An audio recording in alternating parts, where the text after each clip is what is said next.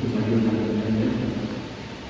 Ipagpasya na pamadali ko magmahal na pinagpapasalamat sa biyaya ng buhay na ikinagkalan po sa aming kapatid at nagbigo ng kanyang kaharapan.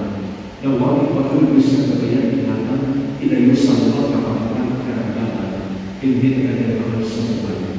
Pagkakalit sa panagpalataya, bigyan ng sugat ng lahat ng pagdiwang ng biyaya ng buhay. Ang lahat ng ito'y ang pinudulog kay Kristo na aming Panginoon.